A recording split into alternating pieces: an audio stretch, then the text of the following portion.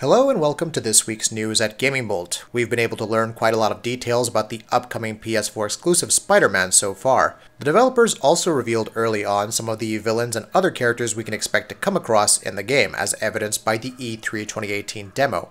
However, it looks like the fan favorite Spidey villain Venom will not be playing a part in this game's story. The game will feature a large roster of villains, which includes the likes of Electro, Scorpion, Shocker, Kingpin, and quite a few others. When one fan asked on Twitter how big Venom is, the game's art director Jacinda Chu replied by saying that he is too big to fit into the game.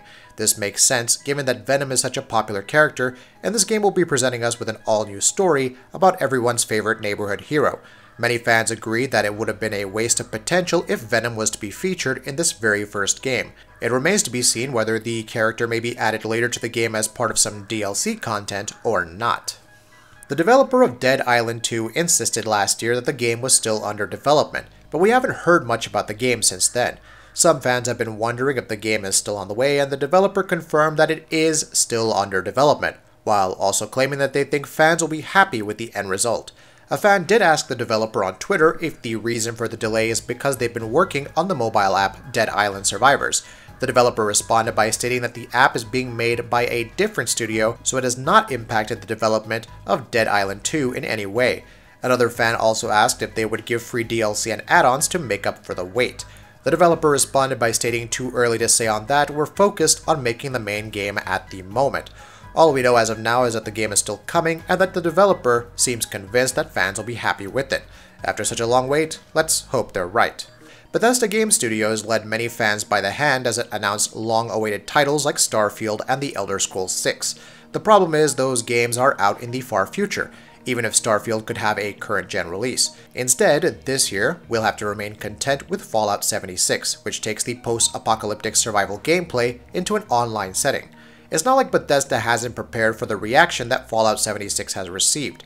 However, while it's going for a games-as-a-service model, which includes free DLC and updates funded by microtransactions, director Todd Howard wants to remind everyone that this isn't the future of Bethesda. Speaking to GamesIndustry.biz, Howard said, "It doesn't mark the future. Anyone who has ever said this is the future and this part of gaming is dead has been proven wrong every single time," he continued. "We like to try it all. For a long time we wanted to try a multiplayer game and we had this idea. We shouldn't be afraid. We should try it." Bethesda's commitment to single-player titles has been clear, as evidenced by Rage 2 and Wolfenstein Youngblood, which can also be played in co-op, releasing in 2019, while Doom Eternal is also in development. Fallout 76 will have a pretty strong focus in the coming years, but traditional open-world Bethesda games are also on the way. Besides, Fallout 76 will also have single-player servers after launch, if that's any consolation. Rockstar Games has denied that Grand Theft Auto 6, the next chapter in its open-world crime epic, will be releasing in 2019. Several users reported an in-game pop-up message in Grand Theft Auto 5 and Grand Theft Auto Online about the sequel coming next year. However, according to Rockstar support on both Twitter and the official forums, this is a hoax made with the use of mods and not an official message or statement from Rockstar Games. The messages were reported on PC, as well as PS3 and Xbox 360, and would appear for players engaged in the story mode as well. Interestingly, Twitter user Luis Torres tweeted out an image with an updated Rockstar message, quote-unquote. The message reads, "Hope y'all had a laugh. Hopefully Rockstar will implement some new anti-cheat now." Whether the message is legitimate or not, Grand Theft Auto 6 is most definitely not coming in 2019. Rockstar Games is currently busy with Red Dead Redemption 2, which releases on October 26th for Xbox One and PS4.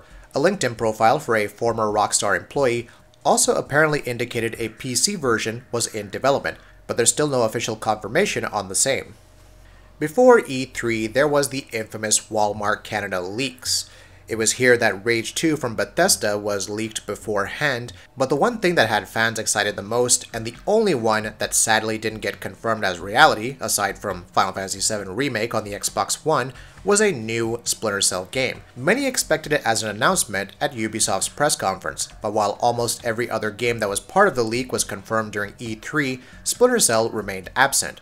We're hearing more about the game now though, as spotted by a user on Reset Era. Amazon Italy put up 3 listings, one each for Xbox One, PS4, and PC versions, though it seems that the listings have since been removed. We're not really sure what this means. Whether or not this signifies that Amazon Italy have some knowledge about stuff that we don't, that they somehow let slip, isn't something that we can say for sure. What we can say is that there's no smoke without fire, and as far as a new Splinter Cell game is concerned, there's been a lot of smoke lately. Come on, Ubisoft, just spit it out already. It doesn't end there though. Two more pretty high-profile sequels that were listed by Amazon Italy were Sunset Overdrive 2 and Bloodborne 2. However, just like Splinter Cell, both these listings have also been taken down. We have to say that these two seem quite unlikely, especially Bloodborne 2 because while such an announcement would undoubtedly be the stuff of dreams, From Software have too much on their plate already, with Sekiro Shadows Die Twice, Metal Wolf Chaos, and VR title Deracine already in development. Some other noteworthy stuff to come out of Amazon Italy, however, is their listing of Media Molecule's Dreams, which is mentioned to be releasing on February 22nd of 2019. However, in a recent update, it seems the page has also been taken down. Again, this seems unlikely because Sony already has another major first-party exclusive, namely Days Gone, scheduled for launch that very day. We just don't see it being likely that Sony would launch two of their upcoming exclusives on the exact same day. So take this all with a grain of salt. Sunset Overdrive 2 and Bloodborne 2 are unlikely to be a thing, while the release date for Dreams also seems very unlikely. The Splinter Cell listing too might just be based on all the recent speculation, but you never know. And coming back to Fallout 76, the fact that it's an online-only game hasn't gone down well with some people, especially given how Bethesda has been outspoken in their support for single-player experiences for a long time. Once again, for those concerned that this would be the direction that Bethesda would take with future games, you need not be worried. In another interview with GameStar, Bethesda Game Studios' Todd Howard was asked if Fallout 76's approach will also find its way into future games from the developer, such as Fallout 5 or The Elder Scrolls 6. And his answer, once again, was to put it simply, no. These games are very much still going to be single-player experiences. For those games, we want to keep them as single-player, Howard said. That is what our focus is going to be. If they have some social aspect we haven't designed yet, you'll see. But we treat each of them as their own thing. Howard then went on to speak a little bit about Fallout 76 itself, and gave a few details on the technical improvements that Bethesda Game Studios have made and the engine that it's built on, citing examples of rendering, lighting, landscape generation, and more as some of the biggest improvements. We wanted every aspect to be better, he said, from the graphics to how the controls work, the gunplay, enemy AI, overlapping quests, so on and so forth. Those are some of the biggest improvements people would have been hoping for in the next Fallout game. Gunplay in Fallout has never really been as precise as you would see in a proper shooter, relying more on RPG mechanics such as VATS, and since VATS in Fallout 76 will now be real-time, you'd expect the proper gunplay in the game to see major improvements, along with things like AI as well, since those aspects will now be at the forefront.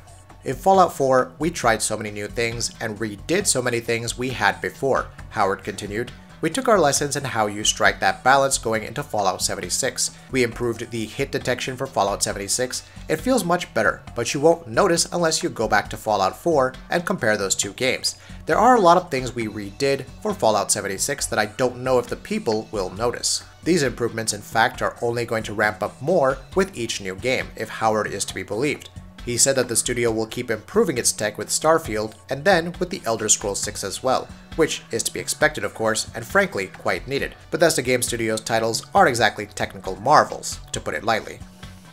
A cryptic tweet has gone up from the PlayStation Russia Twitter account, with absolutely no explanation or context. The tweet is a picture of a PS4 Pro console right next to a gigantic X, and people have no idea what it could be.